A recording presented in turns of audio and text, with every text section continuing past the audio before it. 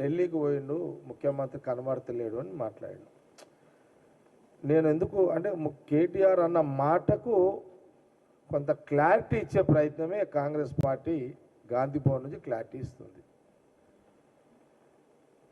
మళ్ళీ చెప్తున్నాను వినండి, కేటీఆర్ అడిగిన దానికి విమర్శించిన దానికి కౌంటర్గా ఈరోజు మేము కాంగ్రెస్ పార్టీ గాంధీ భవన్ ద్వారా తనకు క్లారిటీ ఇస్తున్నాం.